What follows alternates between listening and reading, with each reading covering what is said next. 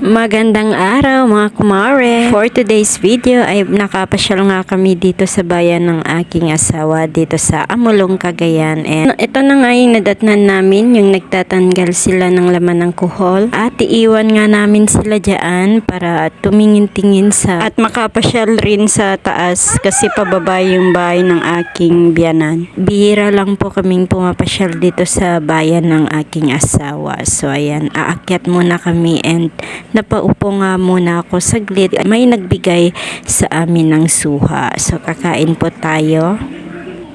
At pagkatapos ay bumaba na nga rin ako para tingnan na rin yung aking anak na makulit.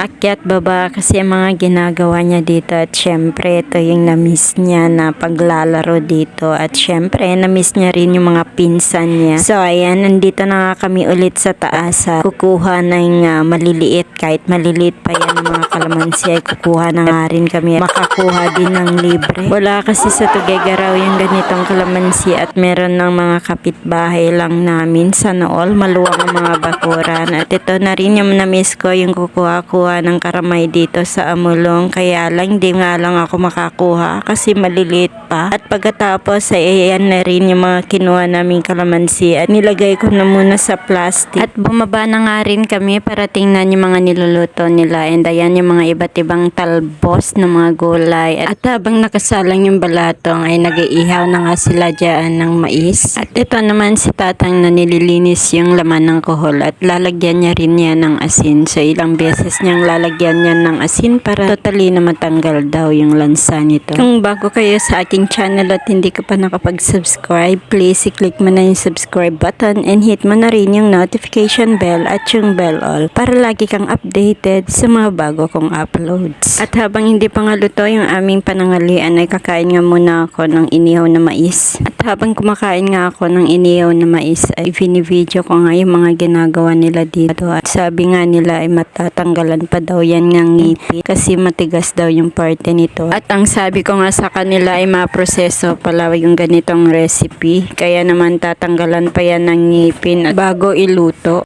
At halos patapos na nga rin sila guys. And then ayan naman si Inang na hinango na muna itong yung nilutong balatong.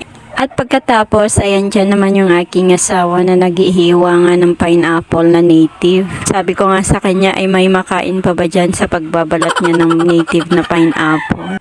At napansin ko lang din sa pamamasyal namin dito ay kain lang ng kain. So ayan, at sinilip ko rin yung paghahanda ni Inang sa paggigisa ng laman ng kuhol. And naghahanda na rin siya ng bawang dyan at excited pang gisa ng kanyang bawang kasi wala pang nalagay na mantika ay nilagay niya na agad yung bawang. So ayan, maglalagay na rin siya dito ng mantika at halos patapos na rin yung asawa ko sa pagbabalat at pagtatanggal ng mata ng pineapple na native. And ayan, inilagay na nga rin ni Inang yung mga laman ng kuhol at saka iginisa at i-mix lang po yan ng mabuti. And then maglalagay rin tayo dito mamaya ng anting pampalasa tulad nitong pamintang durog at saka maglalagay din ng asin at bitchin. So tansya-tansya lang yan guys and hintayin lang pong maluto ang kuhol. At kakain na muna tayo ng ating pineapple. So ayan, binigyan ako ng aking asawa na kakainin. So kakain muna tayo ng pineapple bago tayo mananghalian. At ayan, halos